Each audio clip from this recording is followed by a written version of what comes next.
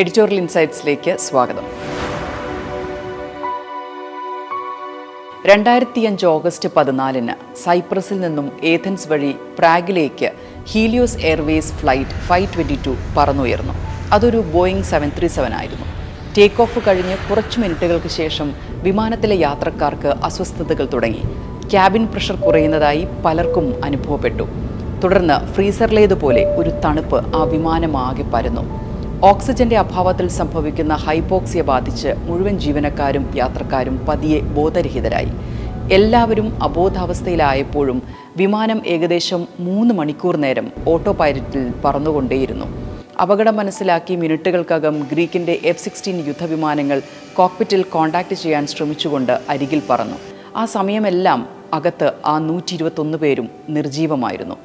ആൻഡ്രിയോസ് പ്രൊഡ്രോമ എന്ന flight attendant ഒഴികെ. അയാൾ നിയന്ത്രണം വീണ്ടെടുക്കാൻ തന്നാൽ കഴിയുന്നതെല്ലാം ചെയ്തു. പക്ഷേ ആ ശ്രമം വിജയിക്കും മുമ്പേ ആൻഡ്രിയാസ് ബോധരഹിതനായി വീണു. തുടർന്ന് വിമാനം ഗ്രീസിലെ ഗ്രമാറ്റിക്കോ എന്ന ഗ്രാമത്തിന് സമീപമുള്ള ഒരു കുന്നിൽ ഇടിച്ചു കയറി. വിമാനത്തിലുണ്ടായിരുന്ന എല്ലാവരും ആ സ്ഫോടനത്തിലും ആഘാതത്തിലും മരിച്ചു. ലോക വ്യോമയാന ചരിത്രത്തിലെ ഏറ്റവും ദുരൂഹമായ അപകടം. അതിന് പിന്നീട് ദി ഗോസ്റ്റ് പ്ലെയിൻ എന്ന പേര് വീണു. വിമാനത്തിൽ തെറ്റായി ക്രമീകരിച്ച പ്രഷറൈസേഷൻ സിസ്റ്റം കാരണമാണ് ക്യാബിൻ പ്രഷർ കുറഞ്ഞ് ആ ദുരന്തമുണ്ടായത്. അതൊരു മനുഷ്യൻ്റെ പിഴവായിരുന്നു, ഒരു ഗ്രൗണ്ട് എഞ്ചിനീയറുടെ. അതായത് ഒരു ചെറിയ മനുഷ്യപ്പിഴവ് ഒരു ഫ്ലൈറ്റിനെ ആകാശത്തൊഴുകുന്ന ശവപേടകമാക്കി മാറ്റി.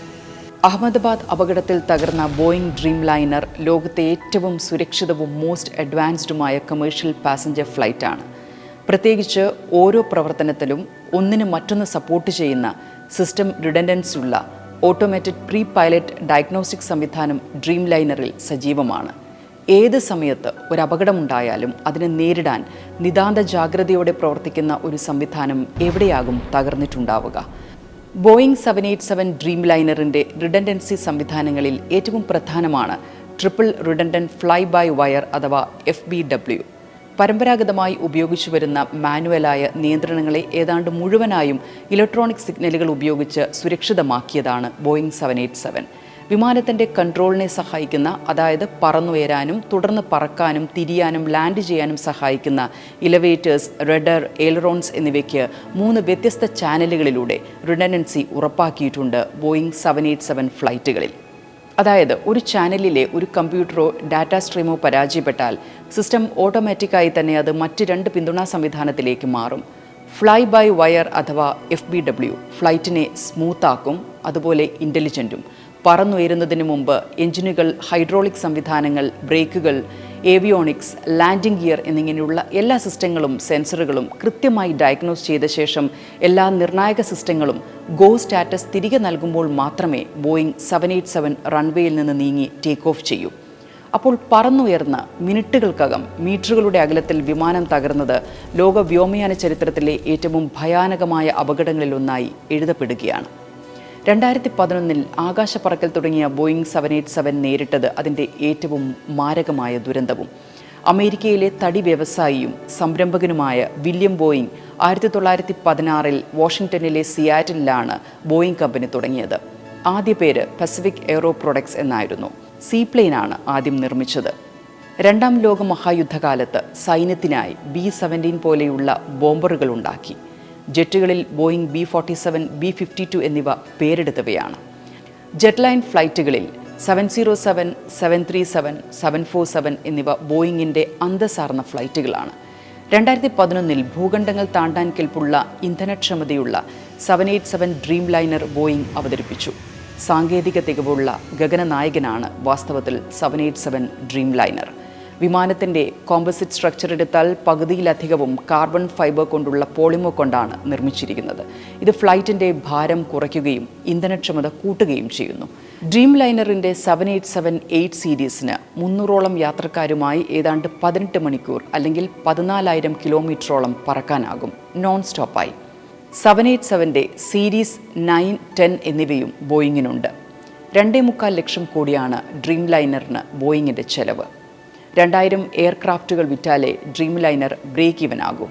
എല്ലാ വേരിയൻറ്റിലുമായി 2100ഓളം ഓർഡറുകൾ കിട്ടിയിട്ടുണ്ട്. ഈ വർഷം ഇതുവരെ 1200-നടുത്ത വിമാനങ്ങളാണ് ബോയിങ് വിറ്റത്. കിട്ടിയ ഓർഡറുകളിൽ ഇനി 950 ഡ്രീം ലൈനറുകൾ നിർമ്മിച്ചു കൊടുക്കണം. അതിനിടയിലാണ് മഹാദുരന്തം ബോയിങ്ങിനെ വേട്ടയാടാൻ പോകുന്നത്. ദീർഘദൂരത്തേക്ക് പറക്കുന്ന വൈഡ് ബോഡിയുള്ള ബോയിങ് ഡ്രീം ലൈനറുകളെ പോലെയുള്ള എയർക്രാഫ്റ്റുകൾക്ക് ഏവിയേഷൻ ഇൻഡസ്ട്രിയിൽ പ്രൂവണാണെന്ന് തെളിയിക്കാൻ എത്ര നാൾ വേണം? ഡിസൈനിലും ടെക്നോളജിയിലും പിഴവുകളില്ലെന്ന് പ്രൂവ് ചെയ്യാൻ ടെക്നിക്കലി 10 വർഷത്തെ അപകടരഹിതമായ പറക്കൽ ചരിത്രം മതി. ആകാശനിരത്തിൽ ഡ്രീം ലൈനർ അതിൻ്റെ യാനം തുടങ്ങിയിട്ട് 13 വർഷമേ ആയിട്ടുള്ളൂ.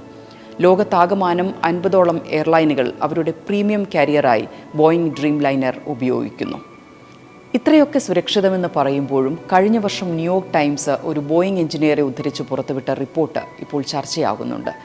ബോയിങ് എഞ്ചിനീയറായിരുന്ന സാം സലൈഫറിൻ്റെ വെളിപ്പെടുത്തൽ ഡ്രീം ലൈനർ 787ൻ്റെ സുരക്ഷയെക്കുറിച്ച് തന്നെയായിരുന്നു. ഗുരുതരമായ സ്ട്രക്ചറൽ പ്രശ്നങ്ങൾ ബോയിങ് 787ൻ്റെ നിർമ്മാണത്തിൽ ഉണ്ടെന്നായിരുന്നു അമേരിക്കയിലെ ഫെഡറൽ ഏവിയേഷൻ അഡ്മിനിസ്ട്രേഷന് സാം നൽകിയ പരാതിയിൽ പറഞ്ഞിരുന്നത്.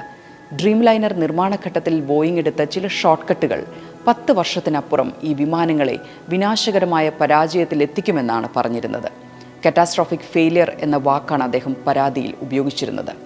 ബോയിങ്ങിനെ തളർത്താനല്ല ഇത് പറയുന്നത്, ഒരു ഡ്രീം ലൈനറിൻ്റെ ദുരന്തം ഒഴിവാക്കാനാണ്. വാസ്തവത്തിൽ സാമിൻ്റെ സംശയങ്ങൾ എയർ ഇന്ത്യക്കാണ് അശനിവാദം പോലെ ഏറ്റത്.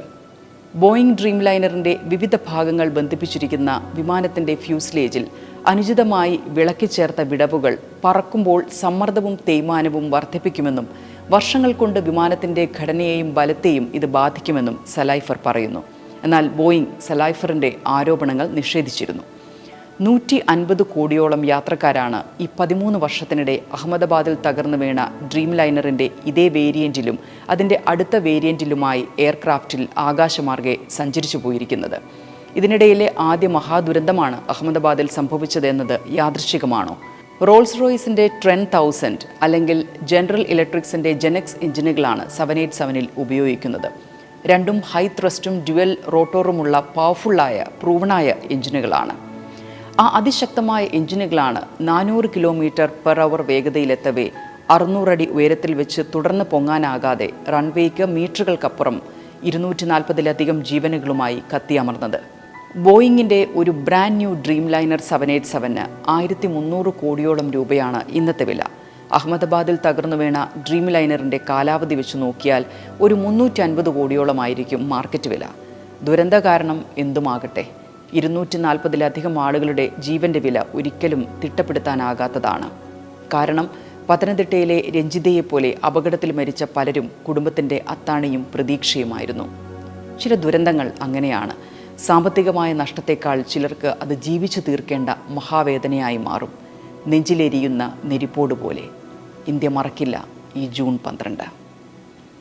എഡിറ്റോറിയൽ ഇൻസൈറ്റ്സിലേക്കുള്ള നിങ്ങളുടെ അഭിപ്രായങ്ങളും നിർദ്ദേശങ്ങളും അറിയിക്കുമല്ലോ. Thank you for watching channel.im.com.